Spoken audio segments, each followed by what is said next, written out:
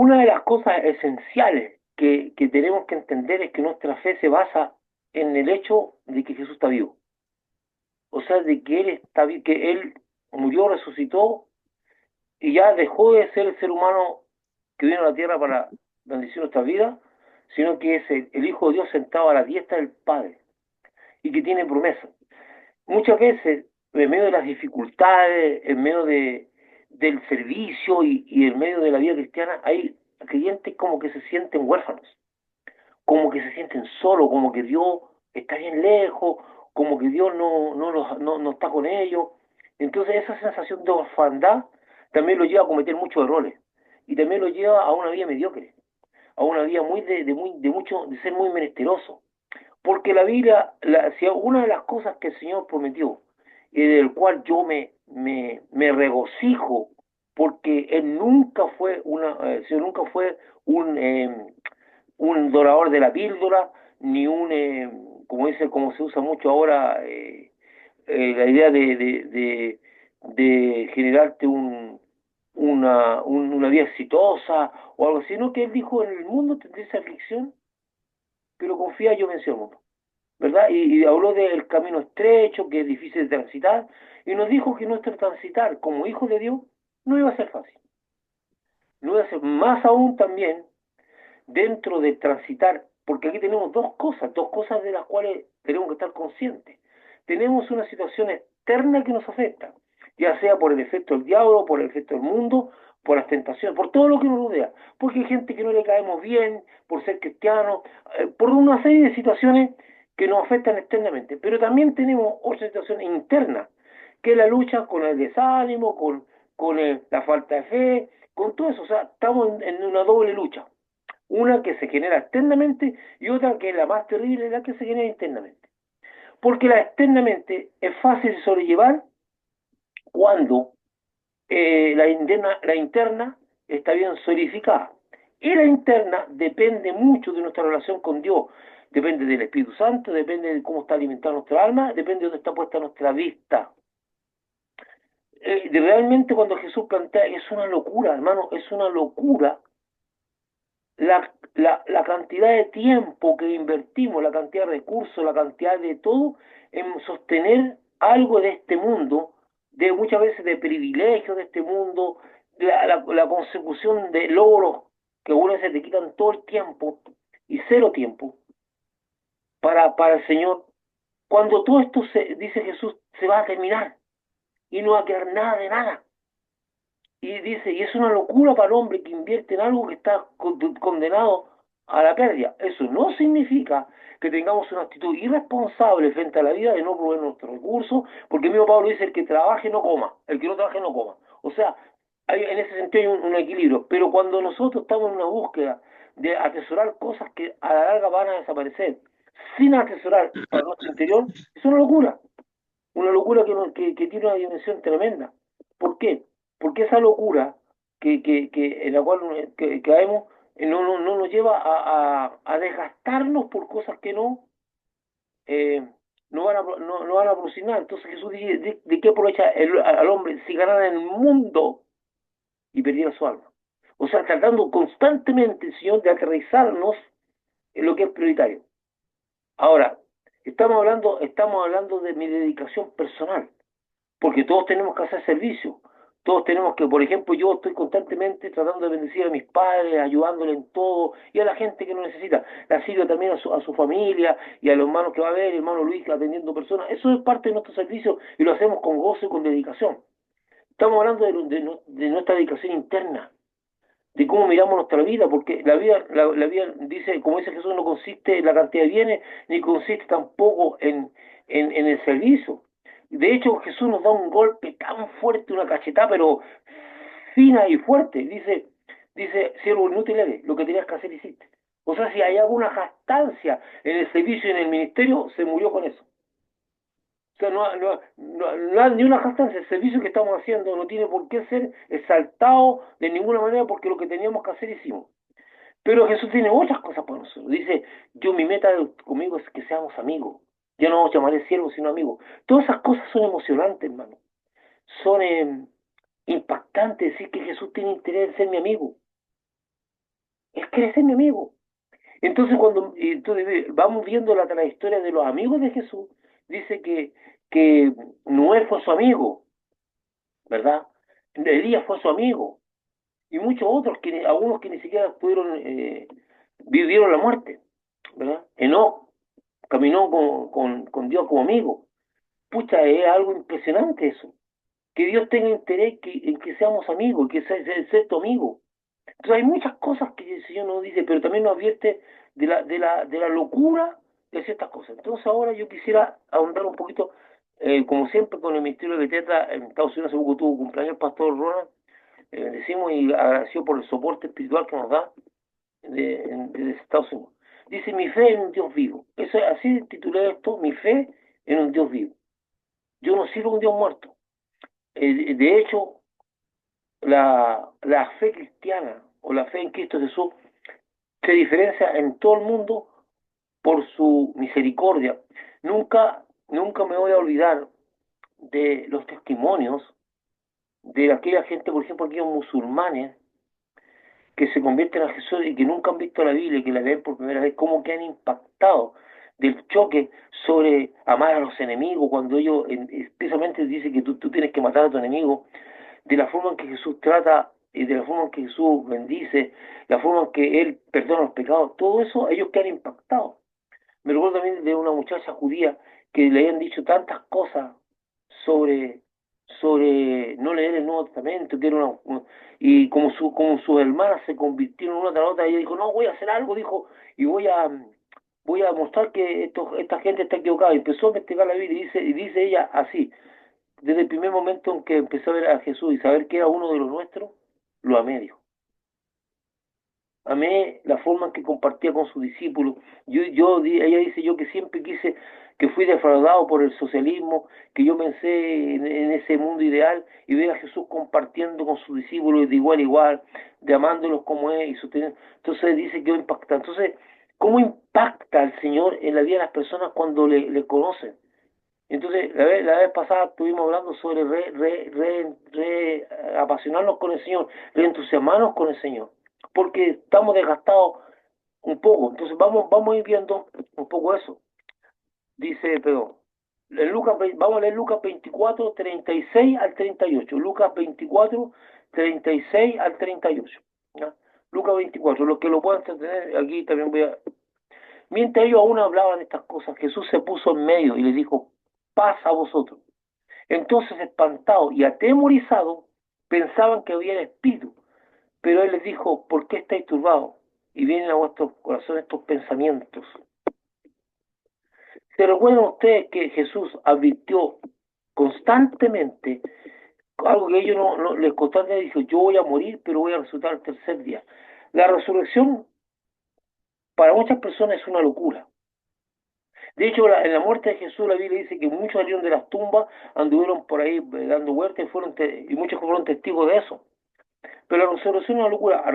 ¿Se acuerdan que en el mundo intelectual, tan lleno de forma de mirar las cosas tan diferentes, Jesús llega a Atenas y cuando él empieza a predicar en las calles, como los atenienses dicen, no buscar ni otra cosa que escuchar algo nuevo, lo llevan a Europa y le piden que hable. Y dice que lo escucharon hasta que Pablo habló de la resurrección. Hasta ahí lo escucharon.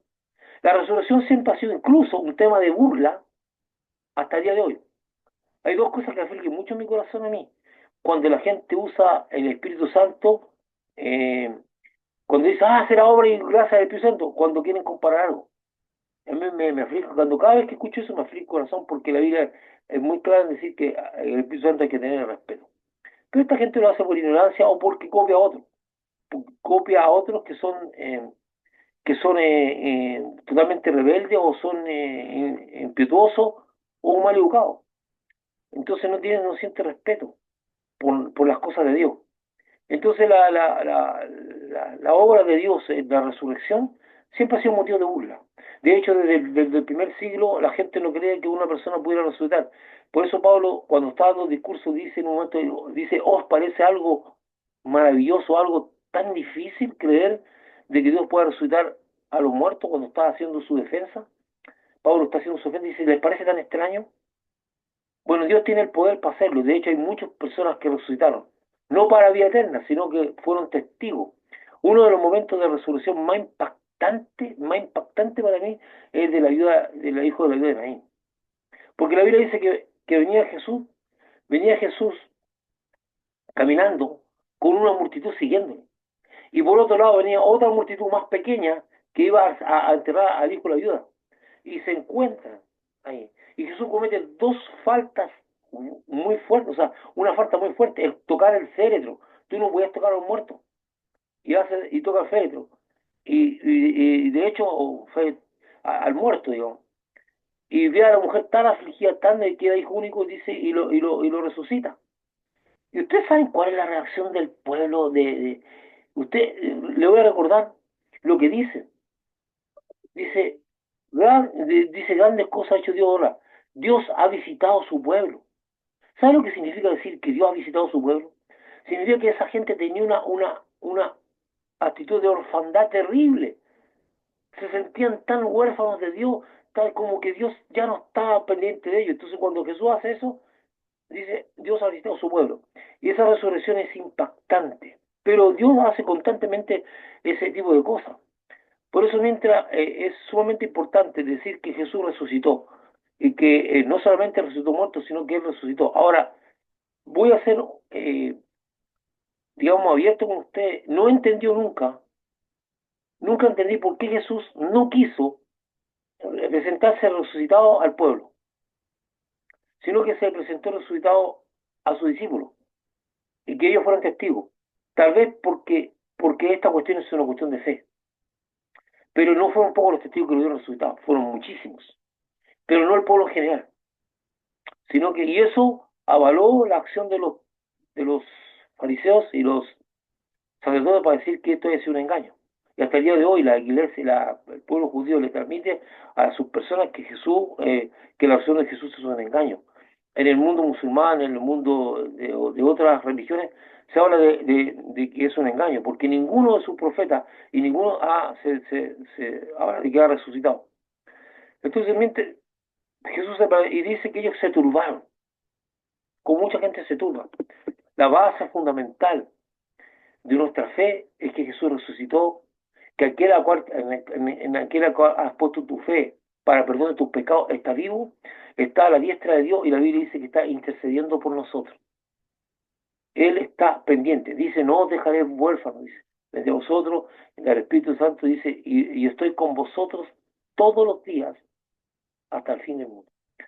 Esto no solamente se trata de creer en Dios, sino creerle a Dios. Ahora, el problema que tenemos nosotros es que la forma de manifestar su presencia del Señor no es como la de nosotros.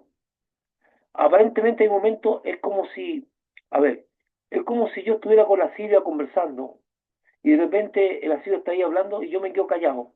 Y no hablo nada y no digo nada y no digo nada. Y la Silvia habla, incluso me hace preguntas y yo no le contesto. Es como una situación de que como si ella estuviera sin nadie, como que si yo estuviera ausente. Pero a lo mejor en un momento dado llego yo y le doy respuesta a todas las cosas y le doy una solución a lo que me está planteando. Pero en el momento en que yo quise hacerlo, es un ejemplo bien burdo, ¿eh? Pero lo mismo pasa con el Señor. De repente parece que nosotros le hablamos y no contesta, Él nos habla, está callado, pues estoy solo, no estás solo. Lo que pasa es que la forma actual de Dios no es como tú. Entonces ahí viene el asunto de fe. Yo debo saber que sí Dios está hablando, que sí Dios está haciendo algo, que sí Dios me está escuchando, pero su forma de responder no es la forma en que yo quisiera, ni es el momento, ni es en el apuro que yo quiero. Y eso nos desespera. Seamos honestos, nos desespera, porque estamos viendo que la cosa no se resuelve o que no tenemos la respuesta y la queremos ya pronto. Y eso de esperar en Dios se nos hace muy difícil.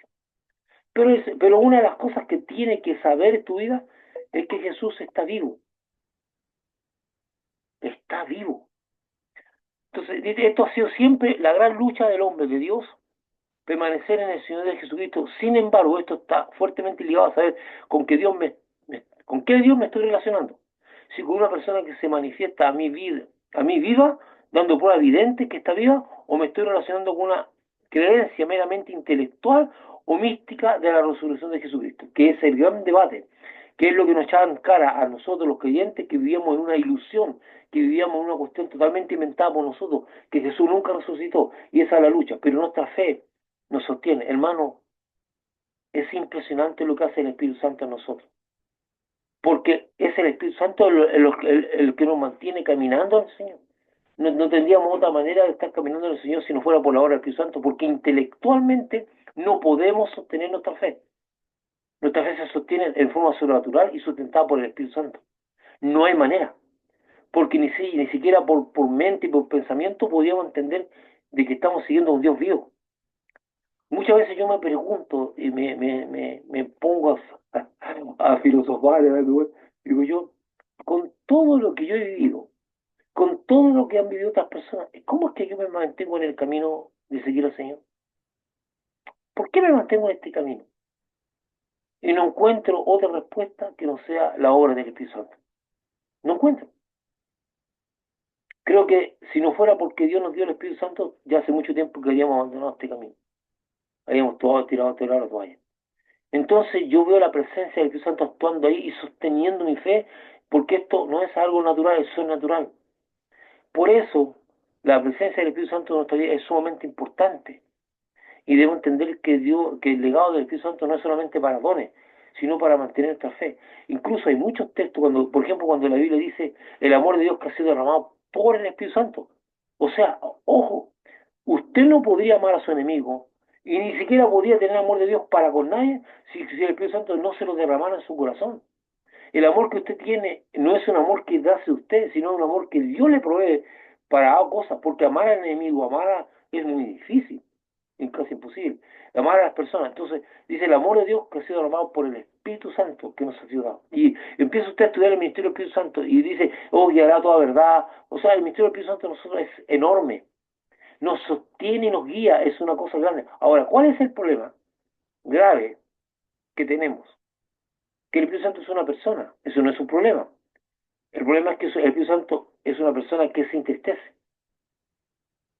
que frente a nuestra actitud y frente al pecado, el pecado no resuelto, el Espíritu Santo no ministra. Y usted se queda solo. No es que el Espíritu Santo lo abandonó o lo dejó, sino que está triste y no ministra. Por eso debemos cuidar mucho nuestra relación con el Espíritu Santo. Cuando usted peca, arregle pronto eso y procure no ofender al Espíritu Santo con actitudes de incredulidad y cosas así. Porque el Espíritu Santo es el que sostiene su amor, el que sostiene la guianza, el que sostiene toda su vida. Es un paréntesis, un día vamos a hablar sobre ese ministerio del Espíritu Santo que va más allá de los dones, sino que que el Espíritu sosteniendo mi vida. Él sostiene mi vida espiritual, Él me sostiene. Si no fuera por el Espíritu Santo yo estaría perdido, perdido. Y es más que poder, es más que energía, es más que cualquier cosa. El Espíritu Santo es una persona que me consuela, que me sostiene. Realmente es un milagro de Dios mantenerse en el camino del Señor. No, yo no le doy otra explicación. Y eso, entonces, eh, vamos a seguir. Esto no, para algunos podría ser algo intelectual, para nosotros no de fe, para el no creyente es locura, como dice Pablo, locura, este camino es una locura, esta gente está loca. Y yo escucho muchas veces a gente hablando de nosotros que estamos locos, que somos chiflados. ¿Cómo que nos podemos mantener en esto? La forma de actuar, ver la vida y desarrollar un ministerio está relacionada a la forma en que ves a Dios Trino. Dos cosas: creas por fe y hecho que Cristo está vivo y lo considera activo en el diario vivir, o sencillamente proclames que Él está vivo, más actúa y piensas como si Él estuviera muerto. Que hay muchos creyentes que están así. Dicen que está vivo, pero actúan como si estuviera muerto. Y lo veo constantemente. Entonces que ahora, ojo, porque tampoco esta fe es carente de manifestaciones físicas. Porque Dios consciente de que nosotros nos movemos por los sentidos físicos y sabiendo que nuestra debilidad son los sentidos físicos, aunque la Biblia dice que debemos estar ejercitados en el discernimiento del bien y el mal a través de los sentidos espirituales, eh, los sentidos físicos también son tocados. Por ejemplo, muchas veces Dios nos permite oír testimonio de gente sanada físicamente, de enfermedades, librada de la muerte, de forma milagrosa, gente que haciendo su ministerio lleva milagros de multiplicación. O sea, también constantemente de la tierra hay señales, señales de la manifestación física también de Dios. O sea, no solamente Dios dice, bueno, se sustenta en una fe a través del Espíritu, sino que también hay evidencia física, que el que quiere creer la va a creer, porque no va a faltar el intelectual que le va a buscar una justificación eh, científica a cualquier cosa que vea. O sea, aunque por eso el Señor es tan radical en decir, aunque yo haga lo que haga, no van a creer. Acuérdense la petición que le hace el rico de que por favor mande uno de los muertos a hablarle a sus parientes porque así creerían y ahora le dice no, si no creen a los profetas no van a creer nada, porque el que no quiere creer no va a creer, siempre va a buscar una justificación, porque el alma incrédula, contraria a Dios, rebelde a Dios, siempre busca una justificación. Por eso en el mundo nosotros caminamos con humildad, reconociendo que necesitamos a Dios. O sea, aquí tenemos dos posibilidades. Que crea fe y hecho que Jesús está vivo y lo considere activo todavía. O sea, que yo en el diario vivir, en el comer, en el hacer el aseo, en caminar, hacer trámite, andar por la calle, trabajar, estudiar, cualquier cosa, yo creo que Él está ahí, está ahí. Ah, hermano, y esa creencia yo la tengo ahí muy metida en la casa. Más de una vez, pero una vez se me perdió la llave del auto de la parcela y no tenía cómo volver. Y yo le dije, Señor, ya la he buscado por todos lados. Solamente pido que tú me guíes y me digas dónde. Pero me dio derechito a un lugar que era imposible encontrarla. Y como que se me cayeron aquí. Ahí estaba. Y yo no puedo decir que no fue Dios. Porque y yo sentí que Dios me guió. En ese detalle, y agradecido a Dios porque quizás cuánto tiempo había perdido. Y le cuento otro testimonio. Cuando yo entré en Tel a trabajar, era una cantidad de equipos de italianos, suecos, norteamericanos, israelí, olvídese. Y ellos esperan que tú respondas. Y había una falla en una torre de allá de la cordillera. O sea, porque hay un enlace microondas que iba de montaña en montaña y hay una falla grande ahí. Y me mandaron a mí y yo iba con un señor, pero ¿cómo voy a saber cuál es la falla? Aunque detrás de eso habían puesto un equipo de consultores para guiarme. Dije, no, hay una cantidad de equipos, dice, ¿cómo yo voy a saber? Y yo me fui todo el camino orando, orando, orando, orando, diciendo, Señor, bueno, llegué allá y alguien diría por instinto, me dirigí a un lugar que sé que fue el espíritu que me dirigió, miré la cosa, cambié una cuestión y se solucionó. La gente tiene que haber creído que yo era super capo. Yo no era ni capo ni nada, sino que, y la gente me dice, ¿cómo lo hiciste? Yo le dije, fue Dios. Y me miraban raro, fue Dios, fue Dios. Y yo sé que Dios interviene en esas cosas, hermano, porque somos testigos de Él. Y siempre hay que darle la gloria a Él. Yo no sabía nada. Fue Dios. En muchos aspectos, yo he sido testigo. Entonces, ¿qué es lo que quiero decir? O sea, lo que usted está leyendo dice, ¿qué crees? ¿Qué crees por fe? Y hechos, no solamente por fe, y hechos que Jesús está vivo, porque Él aún se manifiesta en la tierra, se sigue manifestando, sigue habiendo una, una acción del Señor. Me recuerdo de un testimonio que yo lo leí de una pareja, no, de una persona que va aterrizando un lugar y habían dos personas dispuestas a asaltarla.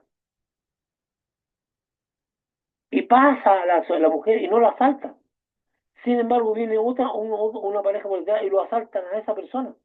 Pero la policía ya estaba muy cerca y lo detuvo. Y la policía le preguntó a esa mujer, a esos asaltantes, que por qué no habían asaltado a la mujer que pasó antes si se había tenido. Dijo, no, dijo, si iba con dos tremendos hombres, uno a cada lado. Usted me está entendiendo, ¿no? Algunas veces yo me emociono, hermano, porque yo ignoro cuántas veces Dios me ha protegido sin que yo ni siquiera me dé cuenta. Sin siquiera yo haberlo sabido cuántas veces Él ha intervenido en mi favor. Y a lo mejor un día me voy a enterarme cuando esté en el cielo. De las veces que me salvó, que me libró de conspiraciones, de trampas que quisieron hacer contra mí y el Señor las desarmó. Por eso tenemos que tener un corazón agradecido. Todos los días de nuestra vida tenemos que decir gracias, Señor, por lo que veo y lo que no veo. Gracias, Dios, porque tú me has protegido y me has provisto de cosas que ni siquiera yo sabía que cuántas veces Dios le ha librado a usted, pero es un camino de fe. No solamente ahora, algunas veces Dios le va a permitir saber lo que hizo, y otras veces usted ni siquiera lo va a ignorar, pero en este camino caminamos por fe. Caminamos por fe y de hecho, entonces hay momentos que la gente actúa por fe, o sea, programa la fe, pero no cree, no anda como si no tuviera fe, siempre quejándose, siempre es que Dios aquí, que Dios acá, es un creyente. Dios está ahí, Dios tiene su manera que es diferente a la tuya, y tienes que una vez por todas comprender que los caminos de Dios no son tus caminos. La forma en que actúa Dios, cuando tú le presentas algo a Dios, tienes que creer que Él va a encontrar la forma de resolver eso a su manera, no a tu manera. Entonces una vez oramos y le señalamos a Dios el camino de solución. No, no, a Dios no le puede decir eso. Porque Dios puede hacer salir la luz del pozo más profundo donde no hay nada de luz y imposible que llegue luz. Él la puede hacer. La forma en que Dios actúa es muy diferente a como tú crees que Dios actúa. Mientras los discípulos y apóstoles participaron del ministerio de Jesucristo siendo testigos de todo lo que el Señor hacía, se sintieron seguros y hasta pudieron cumplir con la primera comisión que Jesucristo le entregó, de ir de dos predicando el Evangelio del Reino, siendo un canal de sanidad y liberación y milagro. Vamos a leer eso. Lucas 10, 9 al 17. Dice, y sanar a los enfermos que en ella haya, y decirle, se ha acercado a vosotros el reino de Dios. Esto lo estamos leyendo para los que en Lucas 10, 9 y el 17. Volvieron los 70 con gozo, diciendo, Señor, aún los demonios se nos sujetan en tu nombre. Entonces, la seguridad de estar que, mientras Jesús está a su lado, se sentían muy seguros, se sentían muy caros. ¿Qué es lo que estoy tratando de decir ahí? Dice, mientras los discípulos y apóstoles participaron del ministerio de Jesucristo, siendo testigos de todo lo que el Señor hacía, se sintieron seguros y hasta pudieron cumplir con la primera comisión que Jesús le entregó, de ir predicando a dos y los 70, ¿verdad? El asunto es el siguiente, Jesús murió, resucitó y físicamente no está. Entonces nos podemos sentir inseguros ahora y ese es el problema que tienen muchos creyentes. Dice, ellos se separaron físicamente de Jesucristo, pero en todo tiempo mantuvieron la convicción absoluta de que Él estaba con ellos. Y al volver testimoniaron, o sea, bueno, que cuando estaban físicos porque Jesús los comisionó y no estaban Jesús a su lado, pero tenían una comisión, bueno, está aquí en la tierra, está con nosotros, y se fueron a ministrar, y se fueron a predicar, y se fueron a hacer todo lo que les mandó, porque se sentían seguros. Y al volver testimoniaron con regocijo la obra de Dios y el Señor. Los confirma mostrándoles que Él también estaba con ellos, a ver caer a Satanás del cielo. Después de la muerte de Jesucristo, la situación es distinta. Para los discípulos todo ha terminado, porque creen que Jesucristo permanece muerto. Están confundidos y no saben a dónde ir ni qué hacer. Me atrevo a decir que en el día de hoy la vida de algunos de los discípulos y aún pastores en la iglesia del Señor está así de desorientada. Está así desorientada. No saben qué hacer. Predican a Jesucristo, pero no tienen una experiencia personal clara con el Señor. O una confianza. Hermano, nuestra relación con Dios es en fe. No es en tradición, no es porque usted hace unos rezos o hace una ofrenda o hace unos ayunos. Esos son disciplinas espirituales que me ayudan a mí a mejorar mi relación con Cristo, pero no determinan mi relación con Cristo. No hacen. Esas cosas incluso el Señor en un momento critica el ayuno mal hecho, las ofrendas mal dadas, y dice el peligro que tiene esas cosas, pero hay muchos que entran en una desorientación, sobre todo el punto clave de la crisis de fe viene cuando la adversidad asoma tu vida y se prolonga por algún tiempo. Empieza la crisis de fe. La gente entra en crisis de fe en medio de la adversidad. En Lucas 24, 19 al 21 vamos a leer. Lucas 24, 19 al 21 vamos a leer. Entonces le dijo, ¿qué cosa? Y ellos le dijeron, que de Jesús Nazareno. Estaba hablando, estoy leyendo un pedacito un momento del encuentro que tiene Jesús con los discípulos camino a Maús, que ellos vienen así de vuelta, dice, de Jesús Nazareno, que fue varón profeta, poderoso en obra y en palabra delante de Dios y de todo el pueblo, y cómo le entregaron los principales sacerdotes a nuestros gobernantes a sentencia de muerte y le crucificaron.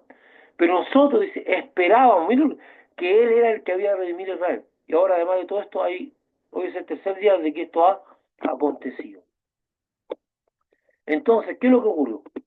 Que había una desorientación tremenda, tremenda. Y ahí empezó Jesucristo a fortalecerlo por personas.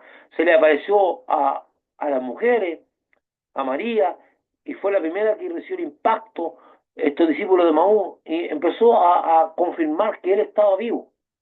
Y recuerden, y a todo esto alguien dice eh, que de Tomás ver para qué, yo creo que la intervención de Tomás es genial, porque nos permitió a nosotros ver otro aspecto. Porque si Tomás no hubiese dicho, si no viene no creyere, y además yo veo el plan de Dios ahí, que fue el único que no estuvo presente cuando se apareció Jesús. Por lo tanto, él dijo, entonces cuando se le apareció Jesús, ¿qué es lo que hizo Jesús? Mira, y le mostró su mano las huellas de lo que había pasado, que era muy importante que se vieran. Eso dio motivo para que Jesús mostrara, soy yo. O sea, dice, y el Tomás le dice, mira, toca, no, Tomás no quiso tocar, pero era importante. Entonces estos discípulos van muy desanimados, que es lo que reina en todo. A todo esto, no pensemos solamente en los 12 apóstoles. La Biblia dice que cuando vino el tormento del Espíritu Santo había más de 120. Los discípulos eran muchos, muchos. Los 12 apóstoles eran los que encabezaron una experiencia más cercana a Jesús y con una comisión más especial. Pero los discípulos eran muchos. Entonces, muchos discípulos estaban muy desorientados. Jesús muerto, como cualquier persona, fue sacado de la cruz y en eso mismo de la cruz, como ejemplo lo que hace José de Arimatea, de entregar una tumba nueva, todavía la fe, aún muerto Jesús, todavía mantenía la gente había sido tocada. Cuando Dios te toca, tú no puedes volver a ser el mismo. Cuando Dios se manifiesta, tú no puedes volver a ser el mismo. Puedes intentar ser el mismo, pero el toque de Dios te marca. Es una huella que no te va a abandonar jamás. La puedes ignorar y todo, pero constantemente esa huella es como si alguien te hubiese quemado, te hubiese puesto un timbre a fuego. No te va, lo puedes ignorar, lo puedes tapar, lo que tú quieras hacer, pero esa huella no te va a abandonar más. Entonces José de Arimatea quedó impactado con lo mismo que ocurrió con Nicodemo, con Tomás, que estaban ahí reunidos, y las palabras de Gamaliel cuando está hablando el asunto de Saúl, dice, bueno, si esto no es de Dios, pasará, pero si es de Dios, tengan cuidado.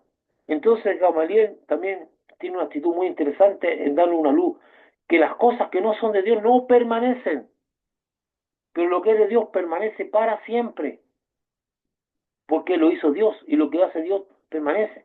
Entonces, si este ministerio de Jesús era Dios, no se iba a acabar.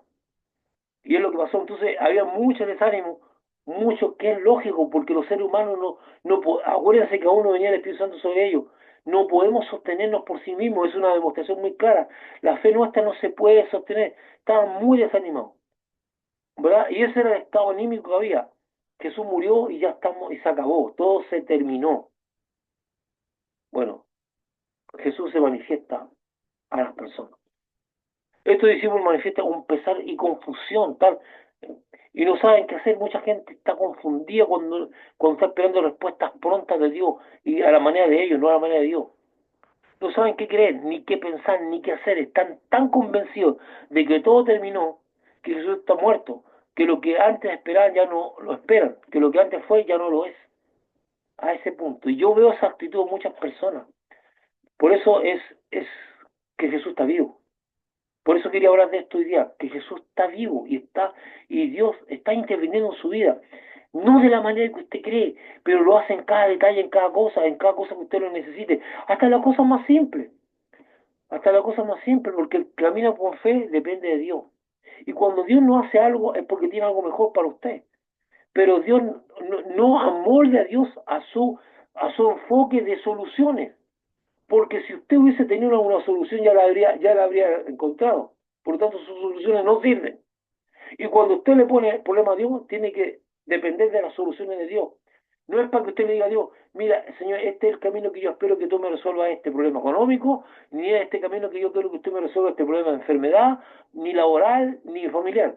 Él sabe cómo lo va a resolver. Y él sabe si va a poner, si va a apretar también, porque algunas veces nosotros pedimos cosas que Dios no va a contestar. Por ejemplo, nosotros quisiéramos que gente se convirtiera sin tener humillación, sin tener reconocimiento que son pecadores, sin tener, no puede ser eso, hermano. La base de la conversión es el arrepentimiento de mis pecados y la confesión de que Jesús es el Señor. No se puede saltar eso, no se puede pasar por la ventana. Que cuando yo oro y las personas por las cuales estoy llorando no se quebrantan, no hay solución a eso. Tienen que quebrantarse, tienen que reconocer que son pecadores. Entonces lo que hago yo es pedirle a Dios que le dé más oportunidades para que haya un reconocimiento. Pero usted no puede pensar, porque yo voy a orar para que Dios tenga misericordia. Pero si yo tuve que pasar por el camino del arrepentimiento, del reconocimiento, todo, el que no se quebrante y no reconoce a Dios no va a ser nunca fiel a Dios.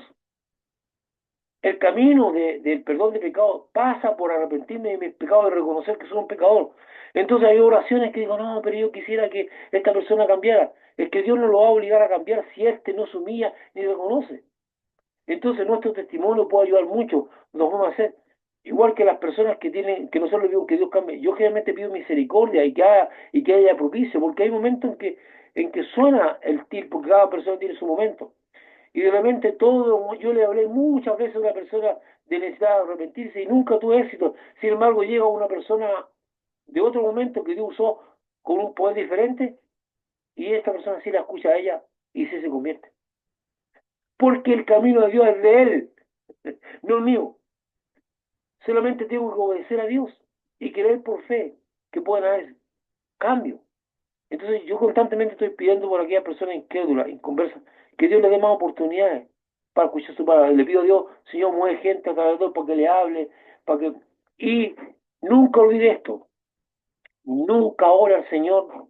Si usted está orando porque una persona tenga un cambio y conozca a Dios, nunca ora a Dios cuando éste lo quebrante, cuando éste lo lleva al suelo, el quebrantamiento es la única solución para el reconocimiento.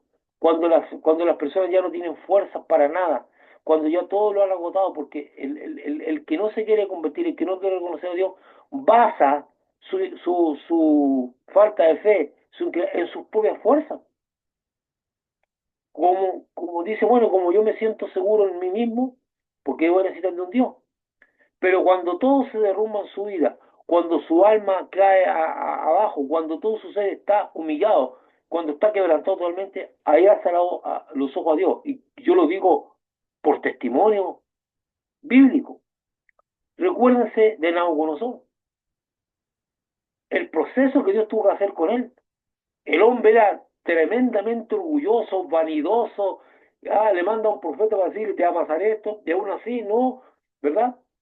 Y dice, esta es la gran Babilonia que yo construí con la fuerza de mis brazos y todo, porque la Babilonia era considerada una maravilla del mundo, una cosa con unos jardines maravillosos, todo, y él se sentía tan orgulloso hasta que Dios produjo el quebrantamiento más grande en ese hombre, que lo llevó a estar un tiempo como un animalito, dice que los pelos le quisieron como plumas, comía, y fue llevado por sus propios súbitos a dejar botado. Dice él mismo, dice, hasta que yo alcé mis ojos al cielo y reconocí quién gobierna. Y dice, y en ese instante mi mente fue restaurada. Oiga, hermano, yo le recomiendo que lo lea. La oración de exaltación de Nabucodonosor a Dios, para mí es la más grande que está en la Biblia. No existe una más grande que esa. ¿Y por qué lo digo? Porque estamos hablando de una persona que no tiene una trascendencia de conocimiento de Dios, que no es judío, pero llega a un punto de alabar a Dios de una manera que lo hace mejor que cualquiera. De un reconocimiento, dice, ¿quién va a detener su mano? Él gobierna como él quiere. Es una exaltación, pero para mí cuando la veo yo me quedo con los pelos de punta. Porque estoy viendo a un ser humano que era tremendamente orgulloso, vanidoso, y de repente llega un punto de quebrantamiento tal. Por eso digo, sin quebrantamiento no hay conversión. No hay conversión, hermano. Sin reconocimiento la gente no va a cambiar. Por eso cuando usted esté orando por una persona y Dios la esté quebrantando, no se ponga a pedir para que lo saque, pues. Deje que se hunda hasta el fondo, porque de ahí va a resurgir la verdadera persona necesitada. Bueno, lo dejo en ese punto. Entonces, estos discípulos manifiestan ese pesar, ¿verdad? Creen que Jesús ya está muerto. La base fundamental de nuestra fe es que está basada en el hecho ciertísimo de que Jesucristo está vivo y en medio de nosotros. Jesucristo está vivo y aún ejerce su ministerio en medio de nosotros, basado también en el Espíritu Santo. Y que a pesar de no estar presente en cuerpo físico como el humano, la vida de Jesucristo se manifiesta de lo espiritual a lo espiritual, aún en lo físico. Porque Jesús está hablando sobre nuestros crímenes. Y veamos, en Mateo 28, 20b, dice, y aquí yo estoy con vosotros todos los días, hasta el fin del mundo. Y Jesús no es mentiroso. Jesús no miente. Todo lo que ha dicho y lo que ha hecho es verdad. Y si dice que Él está con nosotros todos los días, hasta el fin del mundo, es porque está. Y es porque Jesús está con usted. Pero Jesucristo, una cosa que usted tiene que entender, Jesucristo no obra a su manera, ni, ni actúa a sus caprichos, sino que conforme va viendo su necesidad y conforme va viendo sus peticiones, Él va actuando a la manera de Él. ¿Cuál es la manera de Él? Que cada cosa que haga redunde en bendición a su vida y crecimiento y todo, porque Dios está preocupado de eso. En este texto Jesús dice claramente que estará con nosotros, ya que anteriormente ha expresado de muchas maneras que a través de la persona del Espíritu Santo está en nosotros, porque aquí dice estaré con vosotros, dice el Espíritu Santo está en nosotros, está en nosotros en el tabernáculo interior del hombre.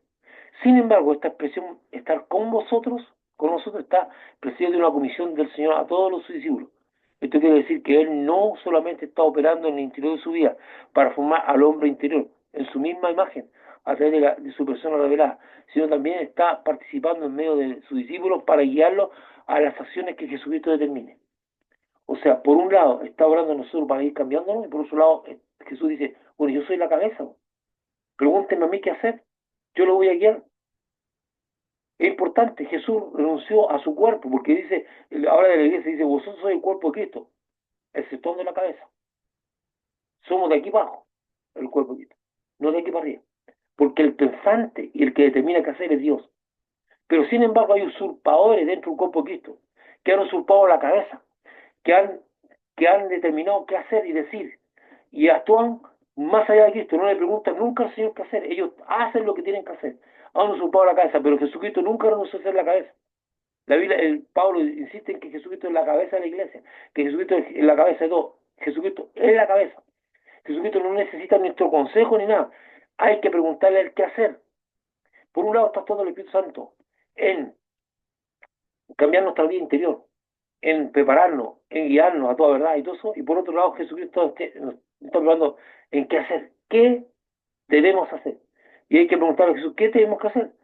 Él no solamente está operando en el interior, dice, de su vida para formar al hombre interior, en su misma imagen, a través de su persona revelada, sino también está participando en medio de sus discípulos para guiarlos a las acciones que Jesucristo determine. Él, mire, si el Señor está vivo, entonces Él puede comunicarse, habla, toca, mira, oye, hace todo lo que hace un vivo, pero él